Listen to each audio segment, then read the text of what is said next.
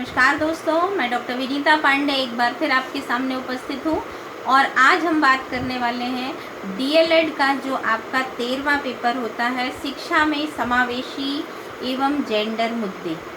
इस प्रश्न पत्र को आपको बहुत अच्छे से पढ़ना है और ये जो पेपर है आपका इनकल्सिव एजुकेशन है, जिसमें समावेशी शिक्षा के बारे में बताया गया है।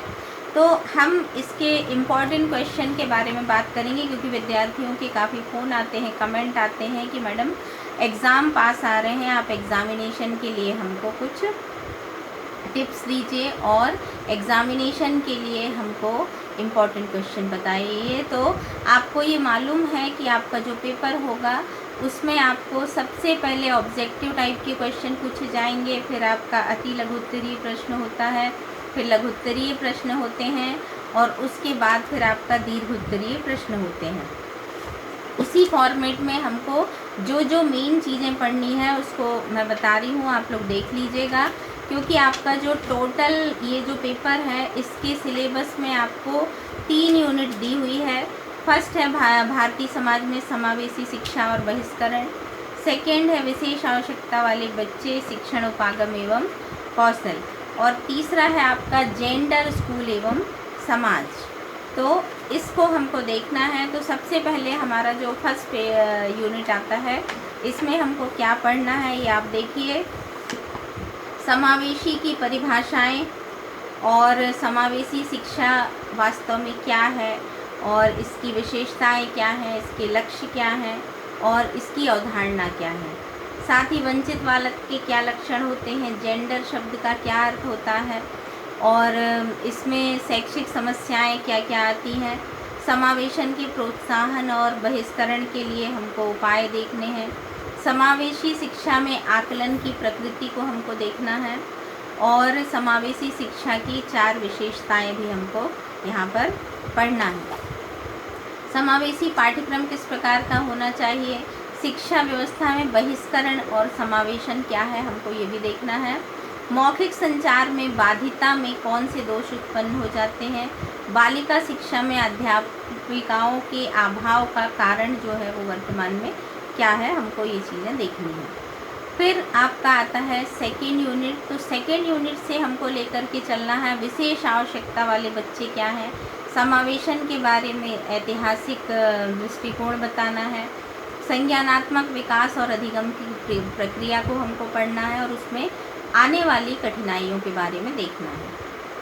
पठन अयोग्यता को स्पष्ट करते हुए इनके कारणों और दूर करने के उपायों को बताना है। लेखन संबंधी अयोग्यता को स्पष्ट करते हुए इनके कारण और उपचारों को बताना है। और जितने भी जैसे दृष्टि बाधित है, दृष्टि क्षीणता है, श्रवण बाधिता है, इनके बारे में बताना है। मानसिक रूप से मंदबुद्धि बालक कौन होते हैं, इनके लिए अलग से शिक्षा की क्या व्यवस्था की गई है और शिक्षण के उपागम क्या है, व्यक्तिगत शैक्षिक कार्यक्रम क्या है और भारतीय पुनर्वास परिषद क्या है। अधिगम निःशक्त बच्चों के लिए हम अवधान भंगता और अतिक्रियाशीलता संबंधी हमारी जो विशेषताएं हैं वो क्या हैं। अतिक्रियाशीलता विकार और अवधान का अभाव, इसको भी हमें देखना है। शारीरिक रूप से निर्बल बच्चों को के बारे में हमको स्पष्ट करना है और जितने भी प्रकार की विशेष शिक्षा में विशिष्ट बालक आते हैं हमको उनके बारे में थोड़ा सा पढ़ना है। कौशल अक्षमताओं की सामग्री और उपकरण के बारे में पढ़ना है। धीमी गति से सीखने वाले जो बालक होते हैं उनकी क्या विशेषताएं होती हैं। भारत में निःशक्त जन अधिनियम जो है वो कब लागू हुआ और उसका क्या प्रभाव पड़ता है। भारतीय ब्रेल लिपि क्या है, ब्रेल यूनिकोड क्या है, अस्थिबाधित बालकों की शिक्षा के लिए हम किस प्रकार से शैक्षिक सामग्री बनाएंगे, ये सारी चीज़ें हमको यहाँ पे देखना है। नेक्स्ट आता है आपका unit 3 gender, school and society. पुरुषत्व और स्त्रीत्व की सामाजिक संरचना पढ़ना है हमको। अन्य सामाजिक संरचना और पहचानों के साथ अंतःक्रिया में पितृसत्ता के सकारात्मक और नकारात्मक पक्षों का भी हमको वर्णन करना है। विद्यालय और कक्षा कक्ष में जेंडर संबंधी मुद्दों की क्या भूमिका है। विद्यालयी दिनचर्या और कक्षा कक्ष में अंतःक्रिया में जेंडर संबंधी जो समस्याएं और उत्तरदायित्व होते हैं वो हमारे क्या हैं। साथ में भारत में जेंडर की जो शिक्षा है उसकी जो कठिनाइयाँ आ रही हैं हमको वो देखना है। लैंगिक समानता क्या है, इसको विद्यालय में हम किस प्रकार से प्रभावी बनाएंगे। सामाजिक परिवर्तन हमको पढ़ना है और इसको प्रभावित करने वाले कारक पढ़ना है। और मार्क्सवादी सिद्धांत जो है वो और उसकी मान्यताओं को पढ़ना है। और पितृसत्ता के बारे में, मातृसत्ता के बारे में, नारीवादिता का क्या उद्देश्य होना चाहिए, कक्षा की अंतःक्रिया कैसे होती है, और औपचारिक शिक्षा के पाठ्यक्रम में लिंग भेद का जो प्रभाव है वो क्या होता है। इस तरह से हमको इस पेपर को पढ़ना है।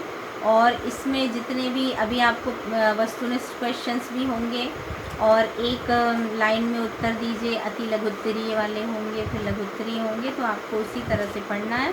जब जहाँ जितना पूछा जाए उसकी शब्द सीमा आपको उतनी ही लिखनी है, बहुत ज़्यादा आपको नहीं लिखना है। सटीक आंसर लिखना है, इस बात का ध्यान रखिएगा। जो सवाल पूछा है हमें उसी का आंसर देना है और उससे रिलेटेड हम थोड़ी बहुत चीज़ों को लेके चल सकते हैं।